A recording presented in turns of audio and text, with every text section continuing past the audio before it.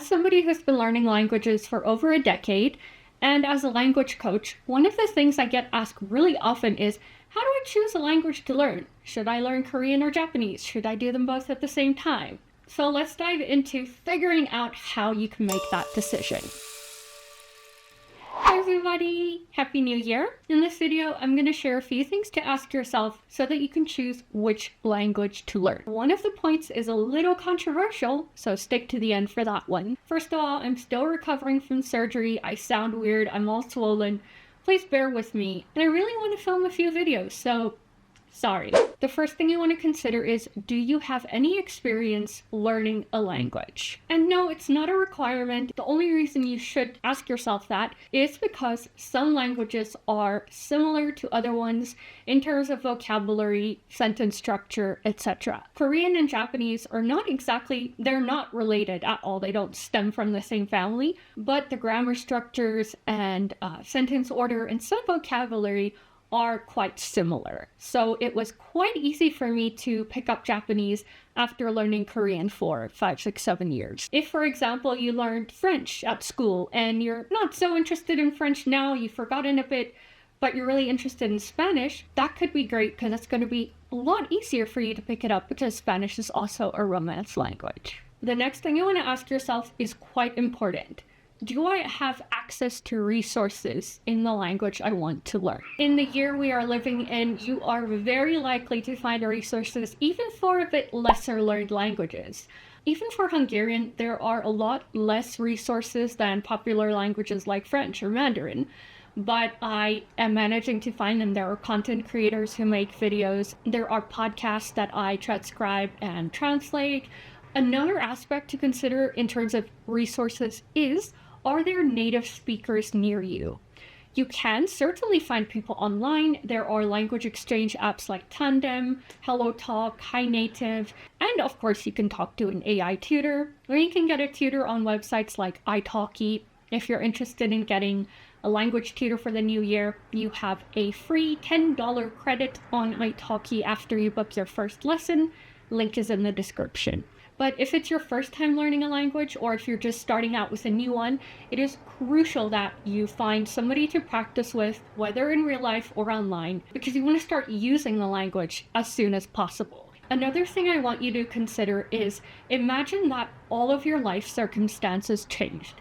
You might have a different job, different financial situation, you might even live in a different country, imagine a completely different life, and then ask yourself, would I still want to learn this language? That means if you suddenly move to Italy and you want to learn Korean, is your passion and interest in Korean still going to be there?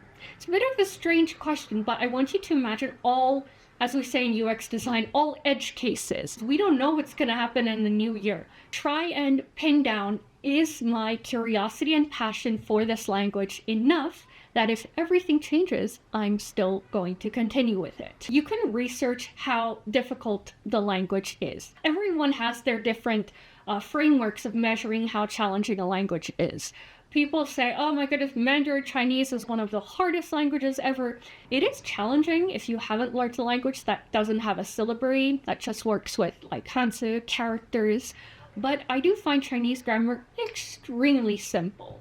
It is the tones which are challenging, and maybe if you're not so visually inclined or if you don't practice a lot, the characters. And the reason you should check on how difficult this language is if you don't have experience learning any language before, you might be better off starting with a bit of an easier one relative to your native language.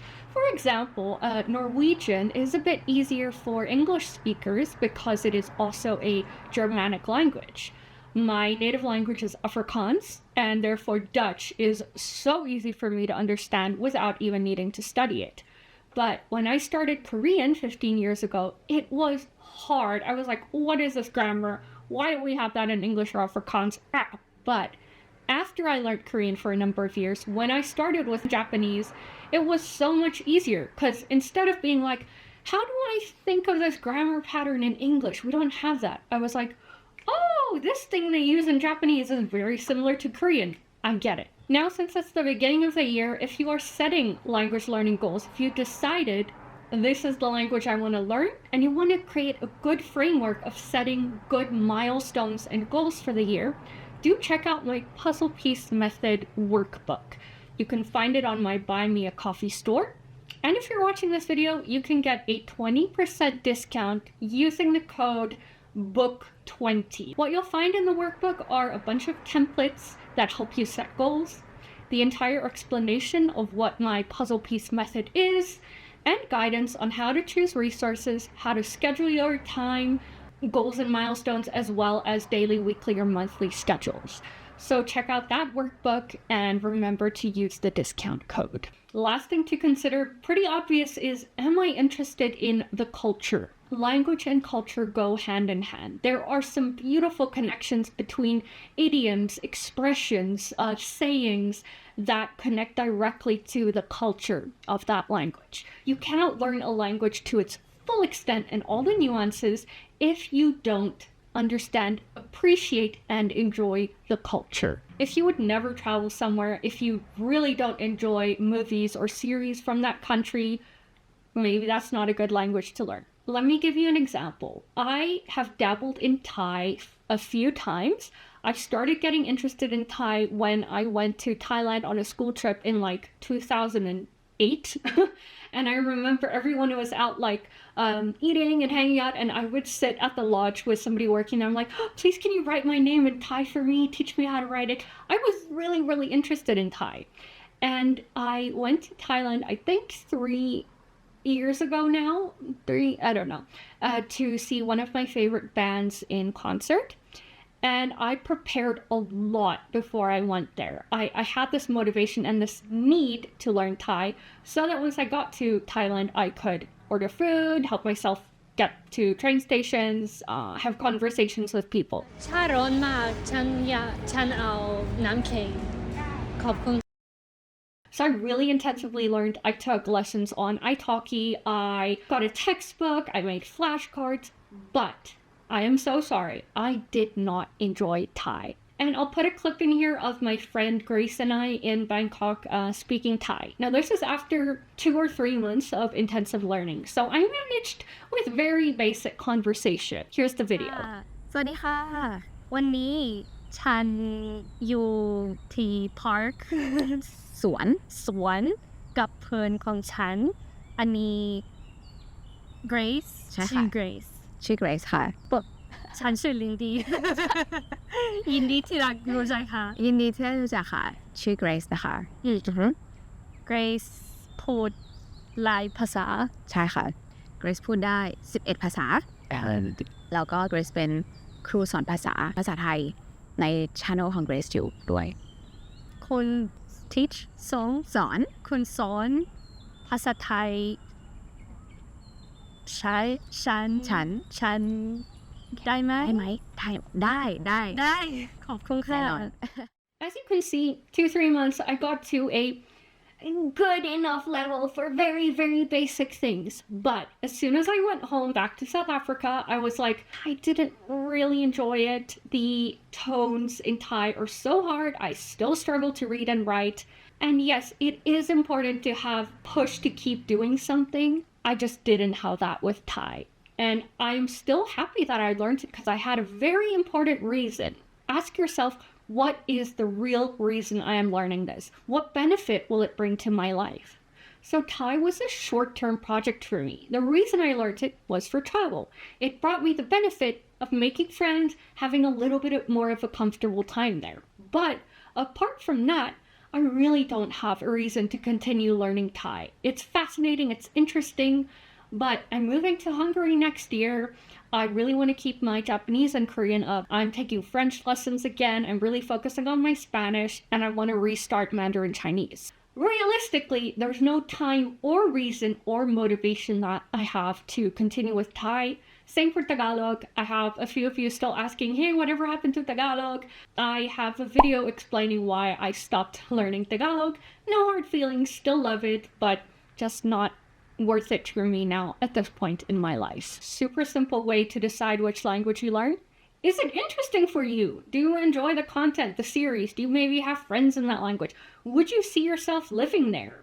What is your core reason of being curious? If you love anime and you want to watch if you want to watch anime without subtitles, valid reason to learn Japanese, because chances are if you've loved anime this long, you're going to continue. When it comes to learning for the sake of learning, not for a job or anything, be sure that you enjoy the culture and content and media from that country. It could be that you're reconnecting with your heritage. If it's like my case of just learning Thai for a holiday, it kind of fell off after the holiday. You might not have the opportunity to move to a country where they speak a lesser learned language. That doesn't mean it's impossible to learn it.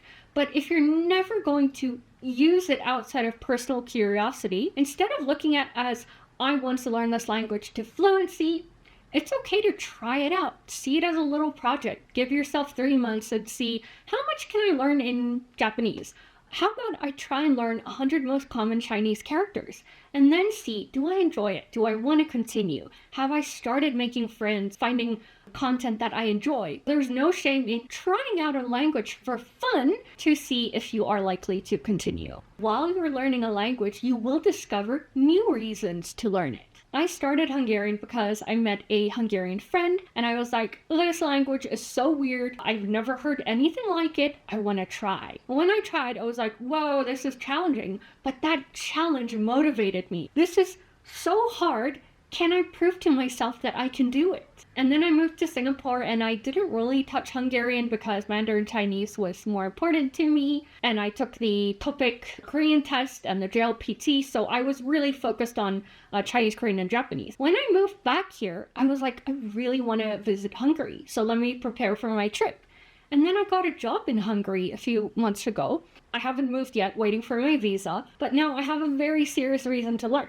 When I started learning Hungarian, I didn't go into this thinking I'm going to live in Hungary one day. As you learn, new opportunities and reasons will pop up. Another interesting way to pick a language is, which one do you like the sound of? I really love how Turkish, Vietnamese, and Italian sound. And Brazilian people, you are gonna hate me. I am so sorry, but I've never really thought Brazilian Portuguese sounds particularly beautiful to me. I am so sorry. Brazilian people are amazing. I love watching Brazilian TV. It just sounds so unnatural for me when I try to speak Brazilian Portuguese. Don't know if I'll be able to continue with it because I just don't. There are other languages that I like the sound of more. The last thing I want to remind you of is very important. Start treating the language you're learning like a hobby. Hobbies, you don't have to be amazing at it. I mean, some hobbies are more useful than others, but if it brings you joy, don't worry about what other people say. Choose the language that tugs at your heartstrings, and you'll be better at that because you'll like it more and you'll be more likely to study. It is totally okay to take a language for a spin and see if you enjoy it. It is not a waste. If you start learning Turkish because it's cool and interesting and you love Turkish dramas, but after 3 weeks you decide, I just don't enjoy it, that is not time wasted. That is you doing an experiment and getting a result. Now, here's the one people argue about. Here's the little bit of controversial one. Is it useful? People love telling me, why are you learning Hungarian? So few people speak it. It's the hardest language in the world. It's so weird. Hungarians can speak English. So what? Right? It is useful for me because I am, first of all, moving to Hungary. I've been on Hungarian TV. That was a exciting, life-changing moment for me. It is rewarding. I get to understand music, movies, books. Even though my Hungarian is not super fluent, I can read books about something I'm interested in. It opens up such a big new world of content, media, friendships, experiences, even a job for me. If I had never started learning Hungarian, I would never have gotten this job. So it's useful for me. It doesn't matter what someone else says of, that is so useless. Why are you wasting your time on Hungarian? You should be focusing more on improving your Spanish. Don't listen to those people. You do you. If you're interested in it, that is reason enough to start, but you need motivation.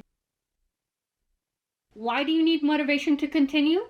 Inevitably, the language is going to get hard. As a beginner, everything is new to you and you'll memorize and learn super easy. It's also the basics you're learning. It's going to be pretty easy. But when you reach intermediate, you get to the intermediate plateau, you're like, why am I not improving? I keep using the same grammar, the same basic words. That's when it gets really hard. And you need a motivation to push through. You might get to a point where you're like, I could always watch anime with subtitles still. I want to give up.